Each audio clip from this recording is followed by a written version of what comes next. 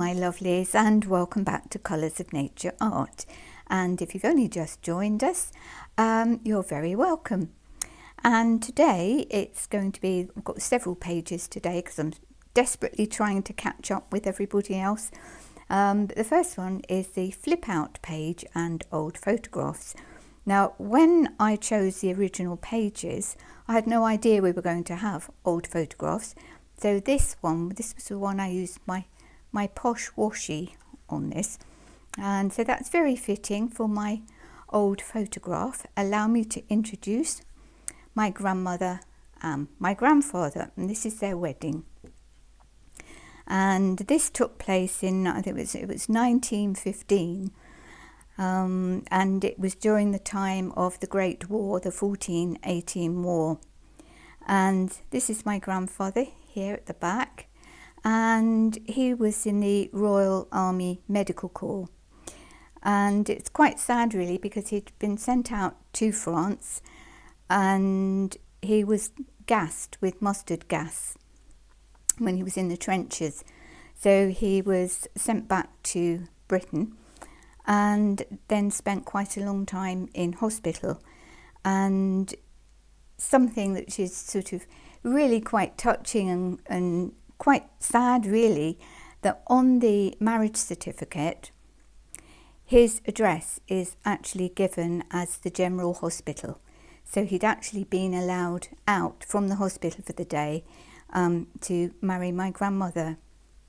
So if I hold it up you can see, and that's my grandfather here at the back, my grandmother. And this is my great-grandfather Rufus. And you can see in the background it was all country.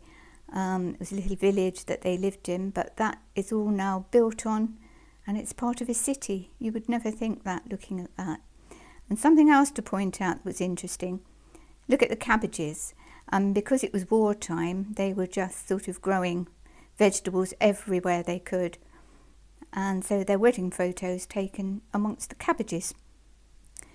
But my great-grandfather Rufus was actually a market gardener.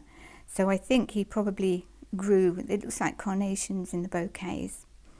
Oh, and I'll also show you, look at the hat. This is my great-grandmother Jane. And look at the hat on that. But that is a very special photograph. So I want to put it in there, but I didn't want to use the actual photograph because it's too precious. So I recreated it as best I could by scanning it in. And something I found really was quite interesting. It was like a sort of connection through time. That when this photograph was taken, their wedding picture, it had been put onto card, and that's the original card. You can see all these age spots down the side. So somebody had done that. Well, here I am 110 years later, cutting out the wedding photograph and sticking it on a piece of card. So there was that sort of lovely connection across the years. So we will put my grandparents, and again this was such a coincidence, because look, military photography studio, and that was in Brighton, and they got married in a little village just outside Brighton. So that couldn't be more fitting. So I thought they probably were writing letters to each other, love letters, we like to think.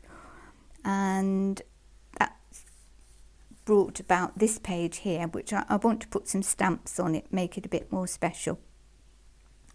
And it was supposed to be a flip out. Well, mine's a flip up because there wasn't room for a flip out. So we'll flip up, if I can get that to lay flat.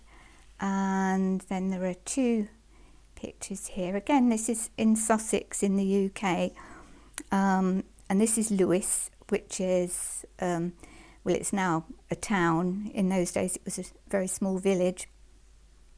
In the South Downs. And in those days, on the South Downs, there were cattle were allowed to roam. And you can see some of the sheep all dotted about. But you wouldn't think that was Sussex. It almost looks a bit Sound of Music but that is the South Downs. And then down here we have St Anne's Hill in Lewes again. That's an original photograph, that one, and this is a postcard. So I think that's quite a nice memento to keep. And as I say, I'm going to do a bit more with that page. So on to the next page, which was something of a disaster. Yes, and this one is the paper bag handle and slow stitching. And you might notice at the moment there is no slow stitching. In fact, just about everything I did with this page went wrong. I did make a paper bag handle because I had a paper bag but no handle to it, and I had a plastic bag with a handle but it was plastic. So I made one out of paper, and if you can look, that bit does look like a bag handle. The only nice thing about this page is the ducks in snowdrops. It's a photo I took a couple of years ago, and I think it's lovely the way animals know that they just absolutely know they're looking good in that photo, don't they? They just go so well. So let's just concentrate on ducks in snowdrops, because what I was going to do, I was going to put a pocket there, and that matches nicely, and I was going to do some slow stitching all around the edge and stitch it to the page, and that was going to be a pocket to put things in. And actually I've got a little bit of embroidery that I want to put in that was it's either my mother's or my grandmother's, and I thought that would be nice. But the reason I couldn't sew that in was because of the other page, which is the mini pocket letter and specimen. So enter the next page, which is this one. So here are my mini pockets. I hope the glare on the because that just isn't going to cause too much problem. It's because of the plastic. This also sort of partially went well, and other bits did not go quite so well. I have got a bit of a tip for you, because it was something I found. Normally I don't measure anything, but with this, because we had the pockets, I had to measure to some degree. But because move this out of the way, and there's my sheet of plastic, and as you probably know, trying to use a pencil or even a pen, and then you can't get the marks off. So what I found was I got my it's a Faber-Castell big watercolour pencil, and just dip that into water, and I found that gives you a really, really nice mark, and it comes off so easily. Here is a mark I did earlier, and that is now completely dry. There's nothing coming off my finger, and you can actually get that off with a baby wipe. It just comes off just like that, and there's a little bit there left, just with an ordinary bit of tissue. So that I have discovered accidentally, because I was desperate trying to draw lines and get straight things, and so I hope that little tip might help somebody out at some point. Bring the book back. However, even with my straight lines, I still didn't get it very straight. Sewing is not really my forte, but my machine stitching, I got down to there, then it went across there and then down, so I just unpicked it and put that there. So let's take that one out, because that was another slight disaster. But in my little pockets, I don't know if I hold them up, be able to see. In the first one we have got, I wonder if I can take them out. Is that going to be better? Am I going to be able to get them out? Not without difficulty. You see, these pages just did not go well. Right from the start they were a problem. So as you can see, we have got a fairy and she's blowing some glitter, all contained within the pocket, no glitter anywhere else, which is great news. Now I used a stamp to put the flower on, and then I used, what did I use? I think it was Prismacolor, a mix of Prismacolor and watercolor pencils. And then next to that, I did exactly the same thing with the toadstool, and we've got a little bird, and then I stuck that tiny little feather, which I found out in the garden. It looks big on there, but it's absolutely tiny. And we've got another bird, and he's got a bit of lace at the top of that one, and flowers in that one with sparkly bits, and a bee with silver wings in there. And then down here we've got a rabbit looking at a butterfly, and then postage stamp and some lovely mushrooms. And then for the more sort of specimen and the letter, we had another slight disaster, and that it smudged, and that was all because of this page. I do blame this page for a lot, because some of the glue from this got onto that and smudged it. But it's my little specimen letter, and it actually says, "Dear Mr. Hedgepig, you're invited to Katie Country Mouse's cottage on the 9th of Dephemerember to meet Effie. Yours sincerely, L. Mole." So I think what happened when that was being delivered in the woodlands, it was raining and the postman got it a bit damp. Here we go.